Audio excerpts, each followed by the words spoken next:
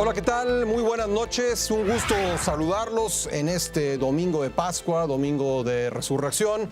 Soy Pascal Beltrán del Río. Esto es Círculo de Ideas. Ya sea que usted haya pasado esta Semana Santa pues de fe, de descanso o de trabajo, pues deseamos que la haya pasado muy bien y que la próxima semana, la semana de Pascua, continúe también bien. A nosotros nos tocó trabajar. Y aquí estamos en el programa. Paco Sea, ¿cómo estás? Resurrecto, pero bien.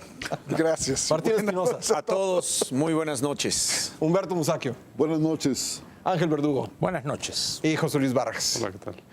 Pues bien, un tema que tocamos ampliamente la semana pasada, el de la reforma educativa, tuvo consecuencias la semana pasada, el día martes, la Presidencia de la República anunció una controversia constitucional contra 4 entidades que no habían modificado su legislación local en función de la reforma constitucional en materia educativa. Así que vamos a abordar en este primer bloque este tema. Ángel Verdugo, algo de lo que anunciábamos la semana pasada se materializó. Yo creo que esta noticia, Pascal, es una de las pocas buenas noticias que hemos recibido en esta administración en relación con las reformas estructurales o estas grandes reformas que se han anunciado.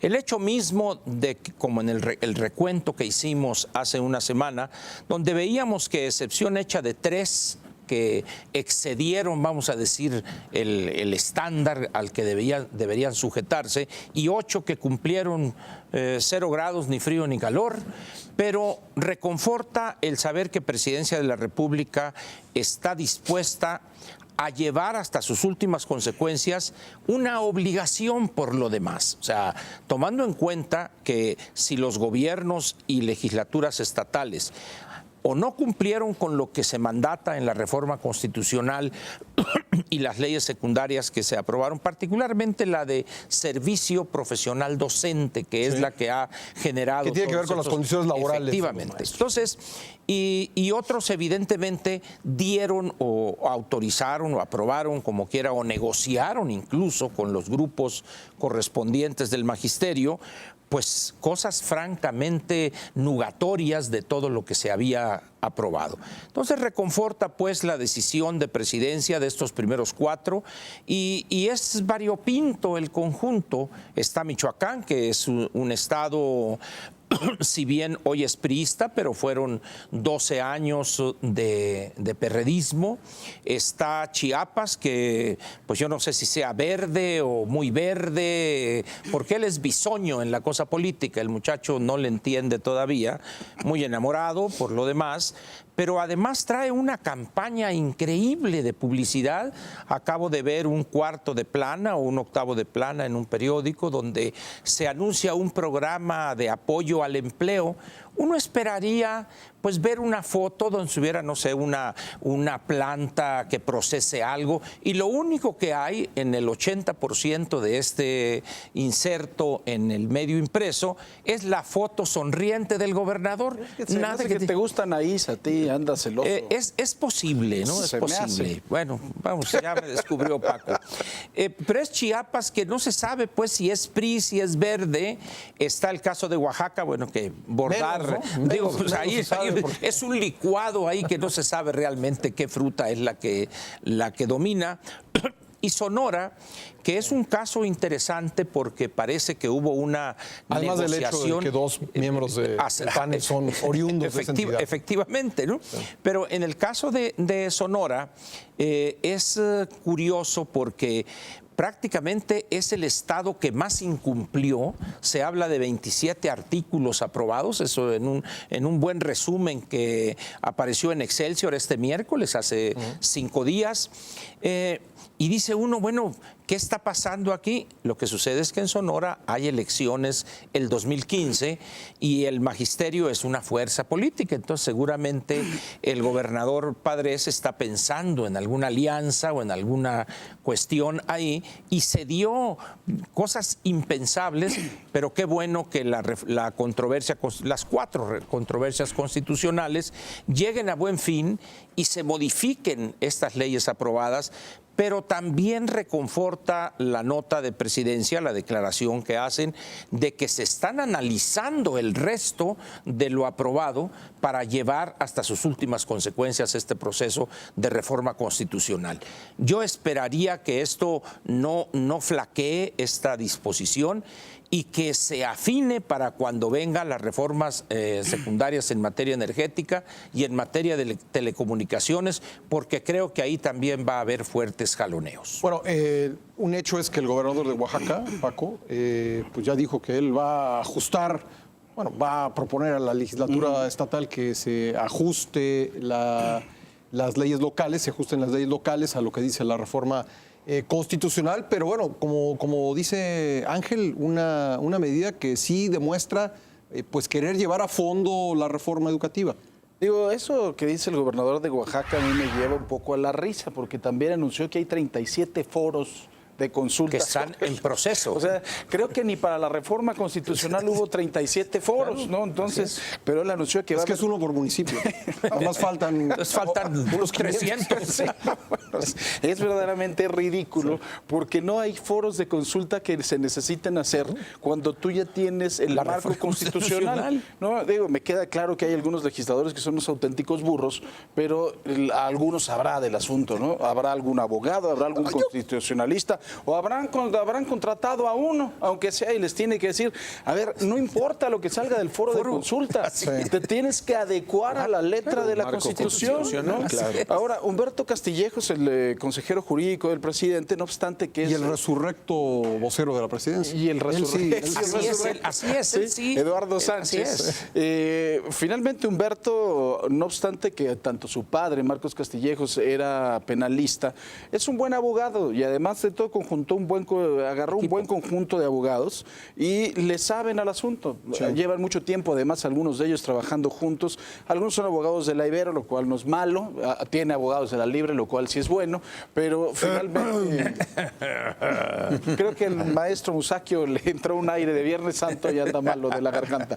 Pero finalmente hizo un buen conjunto de abogados y creo que, como bien lo dice Ángel Verdugo, la controversia constitucional termina en una determinación de obligatoriedad de ajustar su ley y de que, bueno, una cosa también, no hay que ser ingenuos porque hay que ajustar la ley, a lo mejor la ley puede decir misa, el asunto es que se aplique, ¿no? O sea, y eso ya será otro cantar. Eso es otro cantar, ¿no? Ya hemos escuchado lo que dice el secretario de Educación Pública, que que quien no esté en el censo finalmente no va a recibir paga, etcétera. Digo, eso ya veremos, pero finalmente yo también coincido. Me parece que este asunto de la controversia constitucional lleva a otro nivel la discusión, porque se podrá hablar muchas cosas de la Corte, me podrá también el abogado dar su punto de vista, pero creo que ahí hay una discusión mucho más seria entre juristas en la cual van a analizar qué es lo que está pasando con esa legislación y lo que no se va a adecuar al carácter estricto de la reforma constitucional lo van a tener que modificar, quieran o no, por un mandato de la Suprema Corte de Justicia, lo cual a mí me parece maravilloso. Ahora, yo no entiendo cómo puede haber de verdad gobernadores que sean ingenuos, por decirles de alguna forma, o necios, por decirles de alguna otra forma, o a lo mejor macabros, porque es increíble, o que haya congresos tan necios que saben perfectamente cuál es el carácter de la reforma y que tú hagas otra cosa totalmente distinta, ¿no? El caso de Padres no lo entiendo, ¿no? O sea, y el caso del Congreso del Estado de Sonora, pues no sé si allá en Sonora no hablan español, ¿no? ¿Qué pasó? Yo creo que sí, esa es la realidad. Pero... ¿Por qué no hablamos tú y yo con él afuera? Sí, a la salida. En castellano con fuerte influencia yaqui. Tal vez, ¿no? Pero es increíble, de verdad. Yo ya me di a la tarea de leer las reformas que hicieron.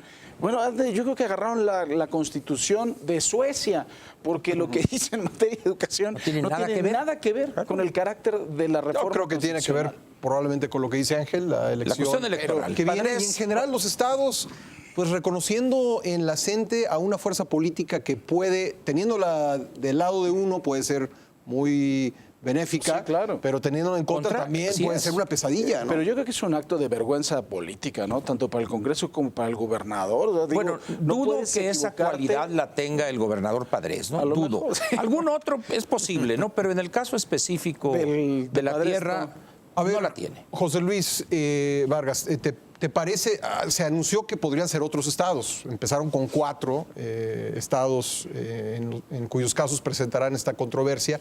Pero ¿se escogió políticamente? Es decir, ¿se escogió un estado panista, Sonora, un estado priista, Michoacán, y 2 estados, como dice Ángel Verdugo? Es un licuado ahí que no se tutti sabe. frutti? Yo creo, Pascal, que es una interpretación muy sofisticada. O sea, yo lo que veo es que esto se seguirá dando conforme una de dos, o las legislaturas locales sigan incumpliendo en los plazos constitucionales para hacer la adecuación, o conforme se vayan haciendo las revisiones y, por supuesto, porque, a ver, hay que hablar, hasta el momento son 4 controversias, no es una controversia, son 4, de acuerdo a cada realidad. En alguna es un artículo y en otras casi toda la legislación secundaria. Creo que es un trabajo titánico. ¿Por qué? Porque armar una controversia constitucional no es hace de un día para otro, y creo que iremos viendo en los días sucesivos cosas similares.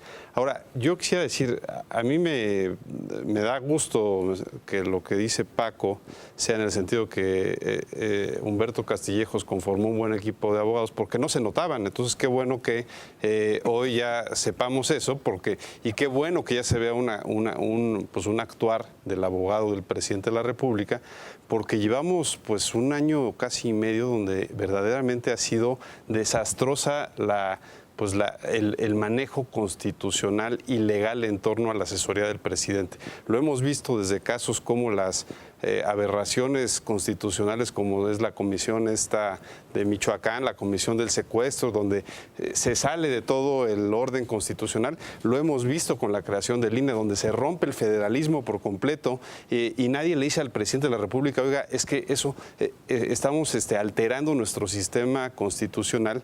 ¿Y eso a qué me lleva? A que creo que es ingenuo pensar que las legislaturas de los estados van a entender a la perfección lo que el mandato constitucional dice.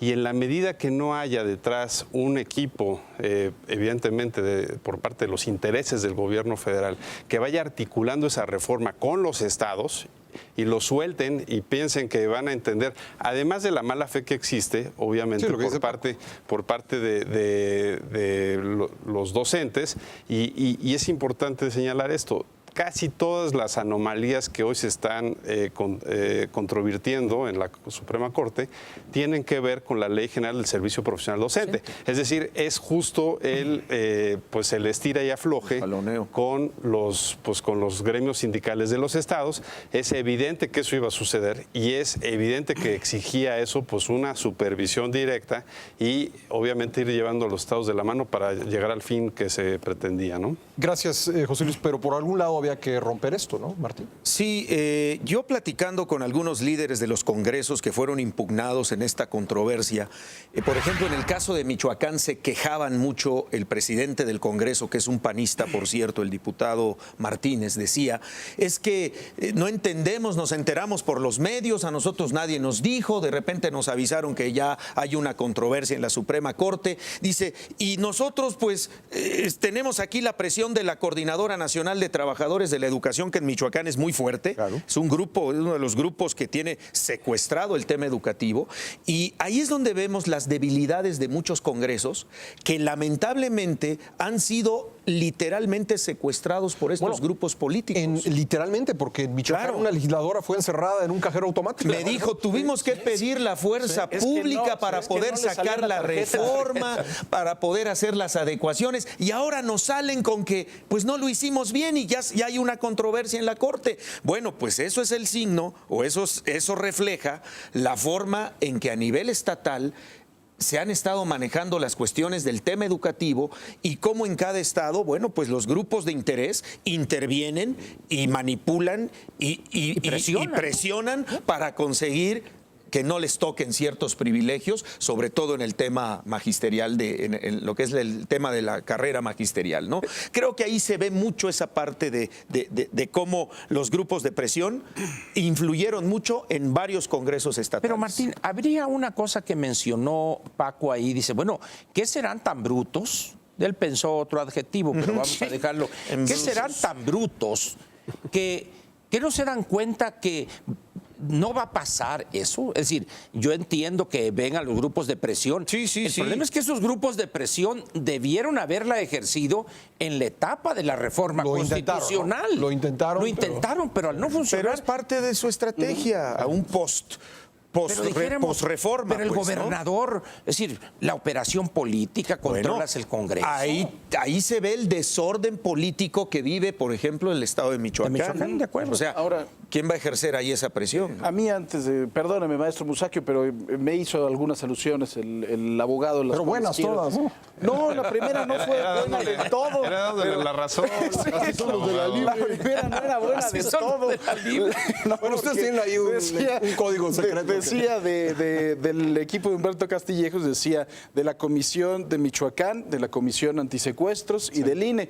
Pues bueno, a ver, primero el INE, hay que decirle a los diputados de toda la federación que fueron los que los aprobaron, ¿no? O sea, la federación en pleno rompió ese pacto federal, eso no tiene nada que ver con la presidencia. No, pero detrás de todas esas reformas estructurales siempre está presidencia.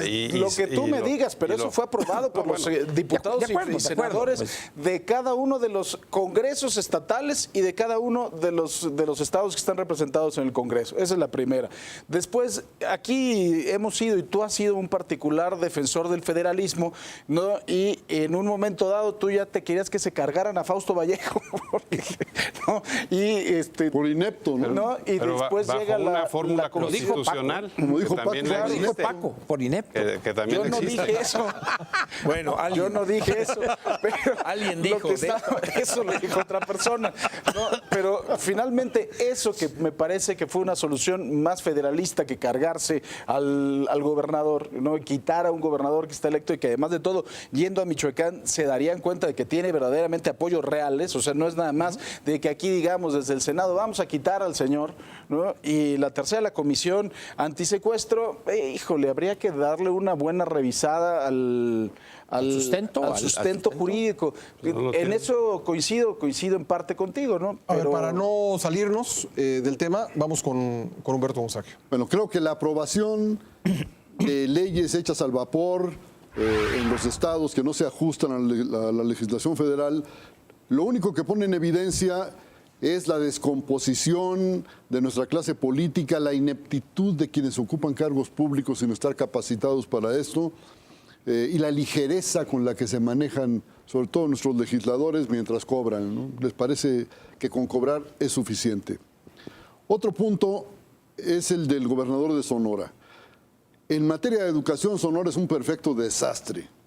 La universidad tiene ya más de mes y medio en huelga. Ya va para 2 meses. Va para 2 meses, no se ve.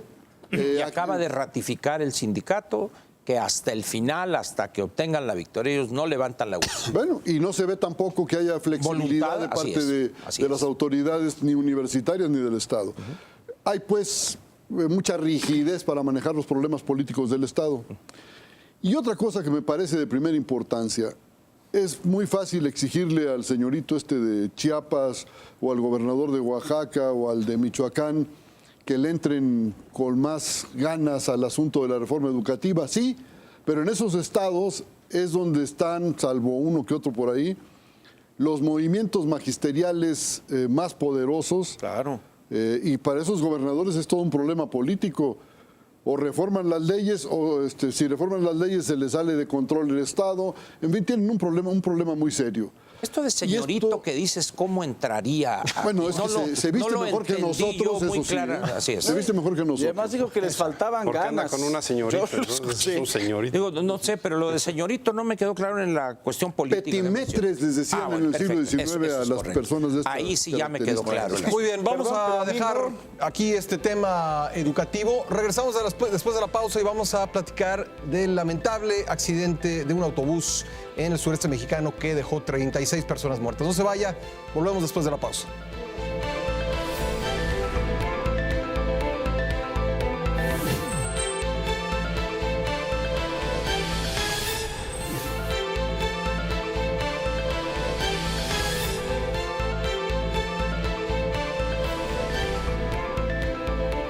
Regresamos a Círculo de Ideas. El fin de semana pasado, hace una semana, hubo un terrible accidente en la carretera que va de Acayucan a Cosamaloapan, en Veracruz, a la altura del municipio de La Isla. Un camión que transportaba turistas a la Ciudad de México desde Villahermosa se estrelló con un camión de carga que estaba sobre la autopista. Esto provocó un incendio y solamente 4 personas pudieron salvar la vida. Las demás lamentablemente fallecieron. Esto dice mucho del transporte público de pasajeros en este país. Paco Sea, ¿cómo viste los hechos y qué consecuencias crees que tendrán? Yo creo que consecuencias ninguna, desgraciadamente, como siempre en este país. Son 36 muertos. Sí. Pero la realidad de las cosas es que han pasado de este tipo de accidentes pocos en relación con el peligro que se está corriendo en las carreteras del país, y te voy a poner los puntos sobre la mesa. Yo creo que debemos de recordar por ahí que Asuntos Internos de la Policía Federal hizo 2 operativos que fueron más o menos publicitados. Uno aquí en Coajimalpa, que tenía que ver con el inspector encargado de toda la carretera federal México-Toluca, en donde lo agarraron, pues bueno, había hasta dinero en el casillero de los policías federales, ¿no? Había dinero, había droga y había una cantidad de cosas. Ese dinero proveniente de la extorsión que hacen o que hacían en ese momento los policías federales de esa carretera a los transportistas. Esa es la primera. Otro que se hizo en Tamaulipas, en donde también un hombre, si mal no recuerdo, dueño de una empresa maderera, también harto fue con la Policía Federal y le dijo que ya era increíble las extorsiones del jefe de la zona de la Policía Federal para dejar circular sus vehículos. Obviamente se montó todo un operativo con un usuario simulado, le dieron el dinero, inmediatamente llegó a Asuntos Internos y capturaron a este señor. Son 2 ejemplos que yo creo que se pueden repetir en cualquier carretera del país. ¿Y eso a qué nos lleva? Que obviamente la Policía Federal es la encargada de la supervisión de las condiciones o de la forma de circular de esos vehículos sobre las carreteras. Pero en el momento en que estos señores le entran con la Policía Federal, pueden circular prácticamente en las condiciones que se les da su regalada gana. Hemos hablado aquí en muchas ocasiones de estos trailers de doble semirremolque que están prohibidos en Como otros el de países. Ecatepec. Como lo que pasó en Ecatepec. ¿Por qué? Por el peso. Ahí había una investigación, ¿no? ¿Qué resultó? No ha pasado absolutamente nada hasta el momento, ¿no? Y finalmente este tipo de vehículos están prohibidos en otros países por obviamente las condiciones de mucha dificultad en la maniobrabilidad y en el tratar de frenar un monstruo de este tamaño cuando vas a velocidades a las cuales la policía te debería de detener, pero no lo hacen por esos entres.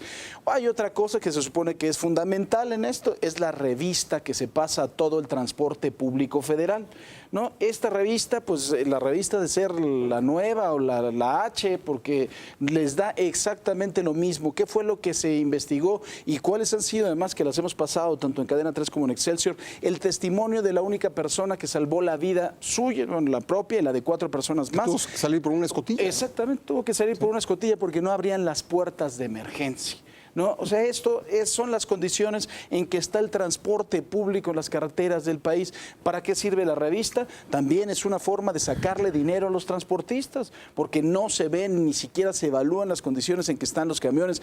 Digo, hay empresas, por supuesto, de autobuses que podrían ser las que vemos circulando en las carreteras, que tienen ciertos niveles de seguridad, pero por una conveniencia propia, ¿eh? Ya no te creas que es por la propia autoridad, sino porque no quieren pagar un accidente de este tamaño. Pero si nos vamos un estrato abajo con estas empresas que tienen 3, 4 camiones, que se dedican a ofertar servicios turísticos y que se dedican a rentar estos camioncitos para esta temporada como la temporada alta, vamos a ver una gran cantidad de irregularidades. Vemos circulando de este tipo de camiones con las llantas total y absolutamente planas en las carreteras, Lisas, sí. ¿no? Y entonces el asunto es que de este tipo de cosas nos habíamos salvado, de que hubiera esta gran cantidad de muertos. Y sí, estoy seguro que va a seguir sucediendo si no hay una decisión real, primero, de que la Policía Federal los ponga en orden y en segundo, de que la revista sea una realidad. Martín, habíamos visto ya últimamente accidentes de este tipo en la México-Toluca que mencionaba Paco, uno muy reciente. Ese fue muy triste en la administración pasada, que por cierto estaba Felipe Calderón como presidente.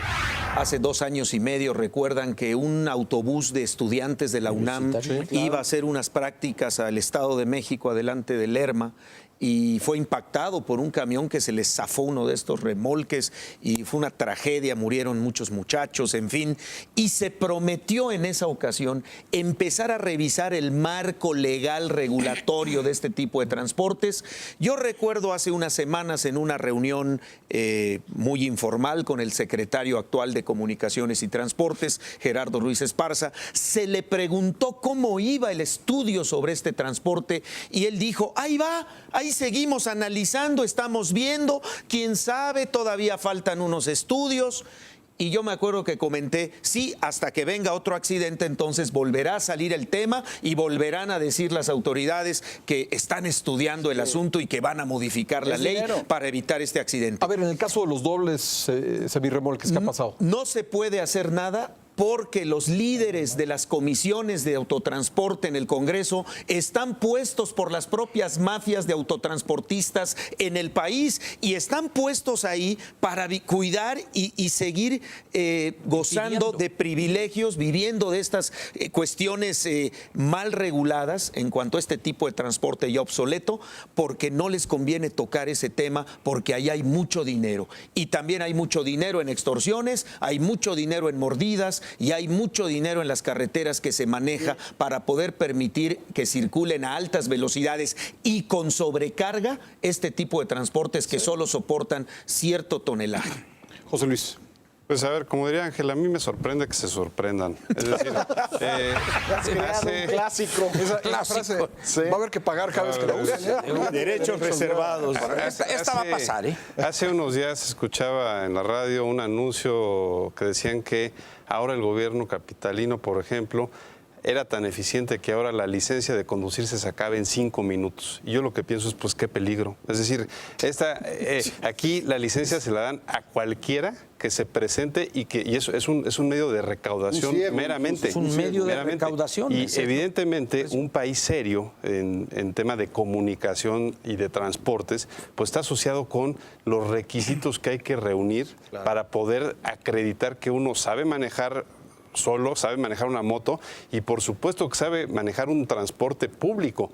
Y me parece que en la medida que no hagamos eso, estamos, las típicas frases que hemos escuchado esta semana, el presidente de la República instruye para que los ángeles verdes salgan a las carreteras. Bueno, sí, pero siempre estamos en la vía de paliativa de la reacción, ¿no? La reacción, y no queremos entrar a las cosas de fondo que implican generar un verdadero sistema de licencias y evidentemente una sistema de educación de conducir, y vamos a seguir viendo eso permanentemente porque nadie está dispuesto, como decía bien Martín, a acabar con las mafias, que es lo que está detrás. Es decir, nadie se mete en el Distrito Federal con los microbuses porque son unas mafias que ni el propio jefe de gobierno se anima y así para arriba. Es decir, el secretario de Educación, de Transportes prefiere, pues obviamente, estar planeando el tren rápido, el teleférico al Estado de México, pues porque son las obras que lucen, donde va el señor presidente de la República, donde todo el mundo le aplaude, y nadie hace lo que verdaderamente es importante para la ciudadanía, que es quitarlas del riesgo y que sigan habiendo muertes sucesivamente. Porque aquí, Humberto, hay dos cosas. Hay un transporte, bueno, varias cosas. Un transporte público improvisado, ¿no? Nos enteramos que existe una cosa que se llama Turtle Tours, ¿no? Luego, un chofer que aparentemente no estaba capacitado porque en plena noche, 2 de la mañana, circulaba a 110 kilómetros por hora por una carretera estatal, y un camión de transporte parado a orillas de la carretera sin luces, ¿no? Llevaba 2 horas detenido el autobús, el camión de carga, y ya habían avisado a los federales que había un autobús ahí estorbando y nadie lo movió. El tráiler. Por eso, el tráiler. Era el tractocamión. A ver, que yo estaba creo que invadiendo el ninguno autocarril. de los problemas que hemos abordado ahorita es desconocido de las autoridades. Las autoridades saben perfectamente que hay una gran cantidad de choferes que manejan drogados porque de otra manera se duermen. Saben perfectamente que las condiciones mecánicas de esos autobuses o de esos camiones no son las necesarias, no digo las ideales, las necesarias para circular. Lo saben todo eso. ¿Y por qué no los tocan? Pues yo creo que la respuesta es muy fácil en el caso del transporte por carretera, porque son los que ponen los autobuses para las campañas políticas del PRI. Del PRI. No sé si ya los partidos de oposición también adoptaron esta manera de comprar favores y de extender impunidades. Bueno, los microbuses de la Ciudad de México transportan a los que van a los mítines o por del lo menos PRD. las agrupaciones están al servicio de un partido, de otro, o de una tribu, de otra del PRD. Este es el asunto, no los tocan porque está en su interés político, en el interés político de las autoridades, protegerlos, y pues que hay un accidente con 36 muertos, vamos a investigar y vamos a poner orden en esto, y el prometer no empobrece, y es una vez y otra vez y otra vez, y es lo mismo. Esto es parte del desgobierno en el que vive la República Mexicana, punto, se acabó. Ángel. Yo creo que primero vamos a hablar de lo bueno que hay en el transporte carretero, porque así como sabemos de estas cosas, hay un número reducido, por supuesto, de empresas, tanto en el transporte de pasajeros, que cumple en exceso algunas de las reglamentaciones que tiene la Secretaría de Comunicaciones y Transportes. Hay un recambio de operadores cada cierta distancia u horas de manejo, etcétera, y camiones con la última tecnología, gobernado el motor para máximo 95 kilómetros, con detectores de la presión de las llantas, es decir, cumplen con eso. Lo mismo en el caso de los camiones de carga. Hay empresas que incluso tienen convenios pensando en que va a llegar el momento en que se va a abrir la frontera, tal y como mandata el Tratado de Libre Comercio, y son 2 o 3 empresas que también reúnen esos requisitos, que incluso tienen su vigilancia satelital, el operador trae ahí un teclado de computadora donde va registrando todo, donde se para, localización, etcétera, etcétera. Pero eso será quizá el 5, 10, 15% máximo. El resto son camiones de muchos años que ya su vida útil pasó, están súper amortizados. Eso es en lo que se refiere a lo que se llama pomposamente el parque vehicular. Pero hay 2 flagelos que son mucho más graves. Primero, los operadores. En este país, un trailero empieza andando de chícharo con un operador de trailers. Va en el camarote, como se dice, el chalán, que llega, le da una lavada al vidrio para quitar los insectos esos que se van pegando. No sé si se acuerdan ustedes que con un mazo, antes de que hubiera los detectores de presión, iban a las llantas y le daban a las llantas y tenían un oído privilegiado, seguramente porque en función del sonido claro, ya detectan ellos si está muy caliente, etcétera, etcétera. Va 41, decía. Va, así es. Esa es la primera parte. ¿De dónde surgen los nuevos operadores, las nuevas generaciones de operadores? En este país no hay una sola entidad educativa que prepare en 12, 18 meses operadores de trailers. No la hay. De tal manera que así es como se preparan los sustitutos. Y tomando en cuenta el crecimiento de la economía y su intercambio comercial con Estados Unidos, que prácticamente el 90% quizá se mueve por carretera, ha habido una demanda explosiva de operadores de trailers y hay que agarrar prácticamente lo que haya. Pero luego tenemos el peor flagelo: la burocracia enquistada desde tiempo inmemorial en la Secretaría de Comunicaciones y Transportes. Todo lo que tiene que ver con transporte federal, sea de carga o de carretera, es una mina inagotable para obtener recursos. Es quizá una de las áreas más peleadas de esa secretaría por la corrupción que ahí está enquistada.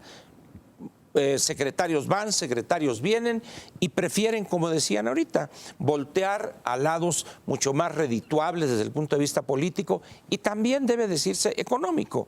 Vamos a ver este sexenio, nos van a llenar de trenes suburbanos, de segundos pisos intercitadinos, nos van a llenar de teleféricos, etcétera, porque como reza el viejo adagio priista, haz obra que algo sobra. Hay una falta sobre todo eso que es el reglamento de pesas y medidas. Incluso hubo un intento de poner básculas en ciertos puntos de las carreteras. Abandonadas. Vayan ustedes a ver, cómo están está. totalmente abandonadas. Eran como 10. Así es. Y la última cuestión, nuestra infraestructura no está hecha ni construida. Incluso ustedes pasan por algunas ciudades, ponen nueva carpeta y a los 15, 20 días ya están marcados los surcos. ¿Por qué? Porque la carpeta asfáltica que ponen no está hecha para aguantar un full, que ese es el nombre técnico de estos dobles remolques que llevan 80, 90 toneladas y no hay forma pues de aguantar. Entonces, toda esta mezcla se va a seguir presentando porque no hay voluntad política para entrarle a un problema de eso, porque una parte muy importante del parque vehicular tendrías que mandarlo a chatarrizar. Y ahora también hay otra cosa, las propias empresas y su irresponsabilidad, porque hay empresas muy connotadas, que vemos ahí los dobles semirremolques, que hacer ese viaje finalmente llevan lo doble y les cuesta uno. Efectivamente. Y no se van a dejar que se les Así quite es, ese- claro. Hay un problema de costos. Pero insisto, ahí también. Insisto, Pascal, hay un tema que es fundamental. Yo tuve la experiencia en España. Para obtener una licencia te tarda 6 meses. Tienes que hacer 2 exámenes teóricos, 2 prácticos, uno en ciudad y otro en autopista.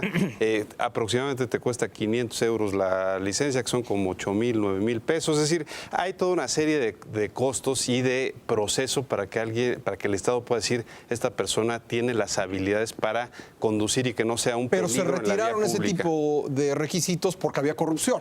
Entonces, Claro, pero aquí en México. el problema, México, en México. regresando a nuestro federalismo malentendido, cada estado de la República interpreta de distinta forma es esa más fácil licencia. sacarla en el Pero Estado pues de eso sí, México que en el Distrito Federal. tienes un derecho para circular por todo el territorio. Era a y tal entonces- grado la corrupción esta que menciona José Luis, que decían, como una forma de exaccionar, que si tú traías una licencia de Sonora y el carro traía placas de Sinaloa, Entonces, ahí te multaban, ahí te sacaban No una sé lana. si alguno de ¡Qué ustedes absurdo! tuvo la experiencia de ver el examen que te hacían, porque te hacían un examen. había uno teórico y uno práctico. No, el práctico ya no lo hacían porque no tenían lugar ni la gente aquí en el Distrito Federal.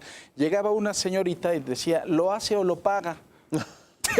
Bueno, es que esa es la simplificación administrativa. Te daba una hoja, como esa que te daban cuando estabas en primaria, hecha en stencil, Sí. ¿no? Que decía, si usted ve un semáforo en rojo, ¿qué hace? Sí. A, se para, B, acelera, C, se estaciona. No, ese era el examen, es en serio, ¿eh? Yo sé que de verdad suena ridículo, pero es lo que decía. Si usted, entonces, pues bueno, y ahí tiene toda la razón. Pero lo grave de todo esto, No que siempre la resumiría tiene. esto ya para terminar este bloque, es nada va a cambiar en el corto y mediano plazo. Muy bien, vamos a una pausa, regresamos. Tenemos otro tema en la mesa, Michoacán, no se vaya.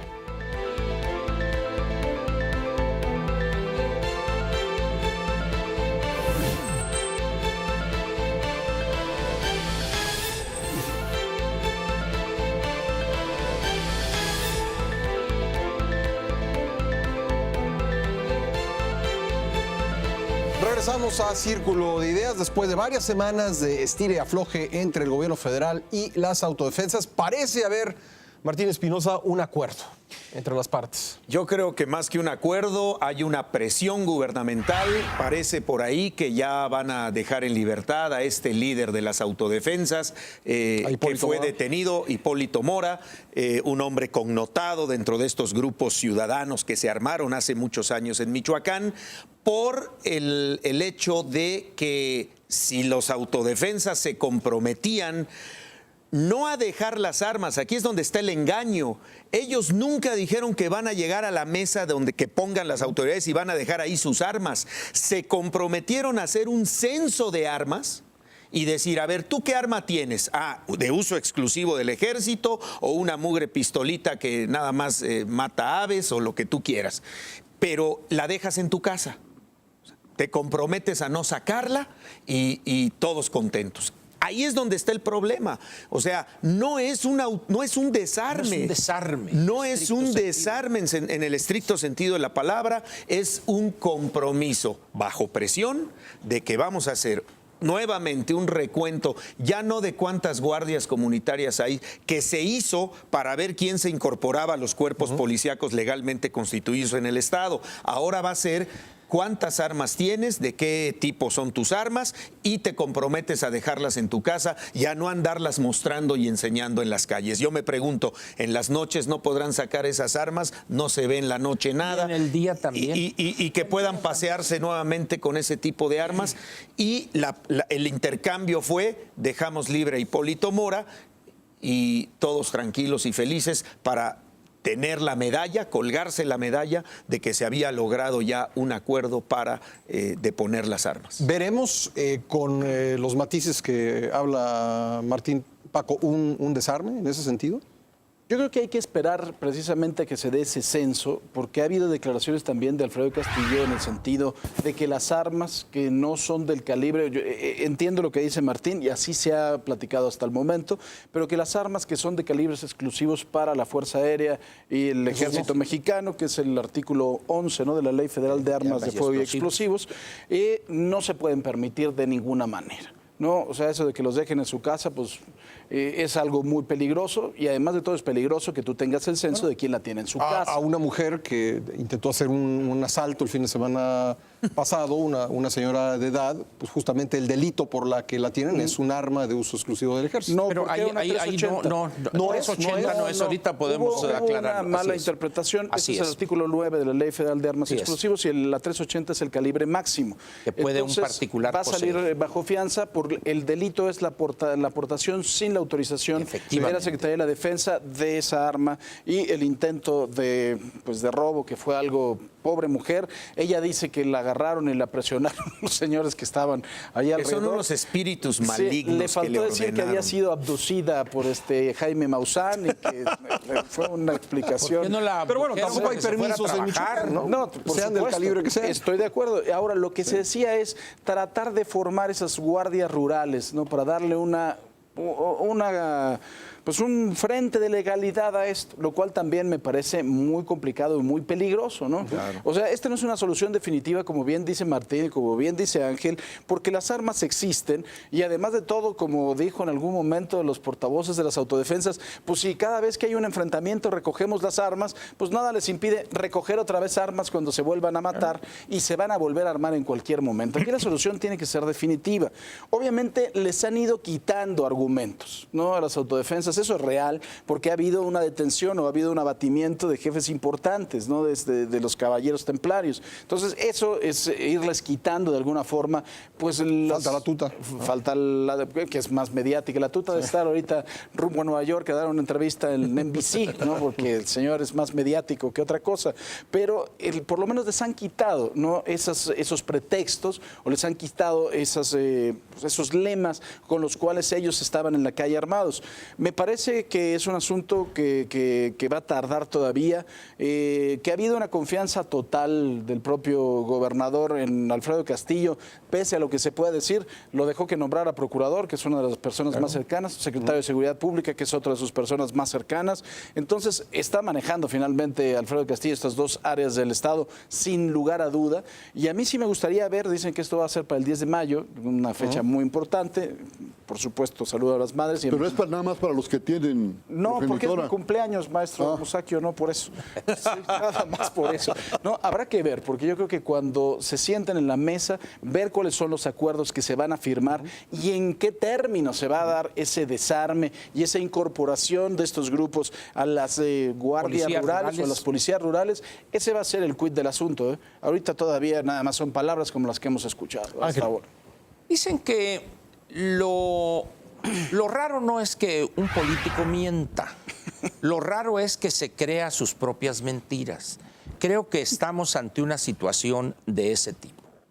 Yo creo que nadie en este país con dos dedos de frente, y menos quienes están en las áreas de seguridad nacional, que tienen información dura respecto a la situación que guarda la delincuencia desorganizada. Porque en este país no hay delincuencia organizada. Si hubiere delincuencia organizada, no habría estas matazones, estarían perfectamente delimitados territorios. No habría sangre, así es que es en serio, es delincuencia desorganizada como prácticamente todo lo que hay en el país.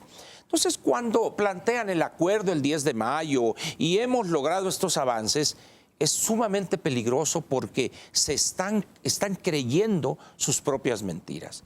Pero la población no cree eso. Cuando se menciona Michoacán, se parte de un principio totalmente equivocado.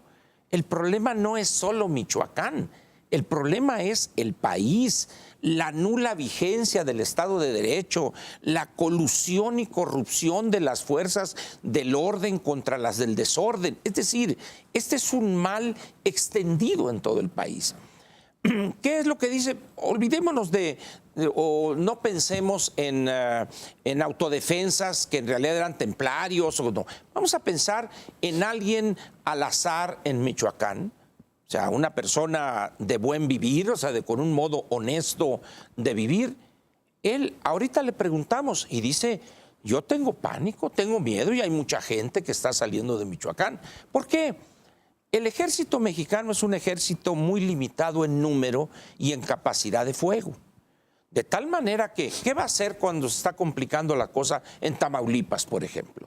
¿Y qué va a pasar cuando vengan estos problemas con la reforma educativa y empiecen los bloqueos en autopistas, en aeropuertos, en 2 o 3 estados del país? Al final de cuentas van a recurrir a la Policía Federal y a convoyes de la Armada de México, del Ejército. Es decir, no tenemos un ejército de 500, 600 mil personas armadas con la última tecnología.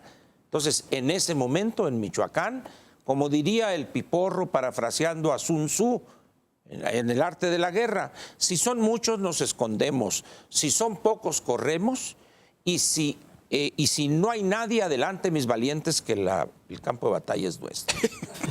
Entonces, ¿qué va a pasar? Que va a haber un regreso, caballeros templarios o no caballeros templarios, pero es evidente que la delincuencia ya está profundamente arraigada en lo que pomposamente llaman el tejido social. Humberto. Y ante la amenaza del regreso de los delincuentes, Así pues yo es. creo que los habitantes de Michoacán no quieren entregar las Por armas. supuesto. Me parece absolutamente Así lógico. es. Además, hay mucha desvergüenza en esta actitud de exigir el desarme, cuando que han sido los civiles armados los que han echado para atrás a los criminales, organizados o desorganizados. Así es. Y ahora se les piden las armas. Claro. Cuando no se puede garantizar. Pero se entiende que un civil se defienda, lo que no se entiende es que el Estado avale que un civil o un grupo de civiles ande por una Traiga una carretera. Pero eso, Pascal, pero eso es lo que han armamento hecho. pesado. Pero en eso lo estos han hecho últimos 12 y meses. las fuerzas del Estado han ido detrás de, De ellos. de las Maestro autodefensas. Busaquio, usted siempre ha dicho que eso es responsabilidad del gobierno, que usted Del Estado, Pues claro. entonces que los desarmen. Pero no la cumple. Entonces, Si las autodefensas hacen lo que le corresponde a los grupos estatales armados. agarremos piedras, maestro. No, ¿qué vamos a hacer? Yo creo que para esa gente, para los autodefensas, para sus familias, es terrible lo que puede pasar. Y para los pequeños y medianos empresarios que no Y no tienen sería forma de nuevo, ya defenderse. les ha pasado en Así otras es. ocasiones. No, es terrible. Entonces, José Luis. ¿qué van a hacer? A ver, yo voy a decir, Paco, que soy un abogado muy conservador, pero yo la verdad es que he estado siempre en contra de estas fórmulas, pues que básicamente son como sistema Montessori, lo que está pasando en Michoacán con las autodefensas, que un día les dicen, vénganse para acá porque ustedes son casi parte del Estado y nos tienen que ayudar a combatir a los enemigos. Al día siguiente, oye, tenemos unos cuantos infiltrados, ¿no? Entonces mejor no. Luego, oye, siempre sí. Oye, ahora quítate las armas, ponte. Es decir, me parece que es romper los esquemas legales y las figuras legales tradicionales de quién detenta la autoridad de Estado, quién es la sociedad civil, quién tiene derecho de portación de armas para uso exclusivo de su defensa propia y de su patrimonio. Y creo que eso es un poco lo que está subsistiendo. Empezamos a ver cosas muy raras, evidentemente, a partir de que se empiezan a romper los roles y sobre todo las figuras legales tradicionales. Y a ver, también entiendo que hay una necesidad y también entiendo la parte política de Alfredo Castillo, decir, bueno, pues cómo le hubieran hecho ustedes, ¿no? Pero me parece que eso va a seguir sucediendo. ¿Por qué? Porque está verdaderamente mal planeado el esquema legal para poder actuar. Y eso es la parte que creo que pues ahorita lo seguiremos viendo en lo sucesivo. Ahí no digo que seas conservador, ahí creo que tienes toda la razón. O sea, verdaderamente la fuerza pública la debe de detentar el Estado, ¿eh? O sea, eso a mí me queda perfectamente claro, porque si no... Sí, pero... Estamos, sí, o sea, Ahora, hay entiendo una cosa, una sí. declaración interesante de las varias que ha dicho en los últimos días el del Procurador General de la República. Asistió a un acto en Tamaulipas. Entonces los reporteros le preguntaron ante este brote de violencia o este rebrote de violencia, le preguntaron si habría un comisionado.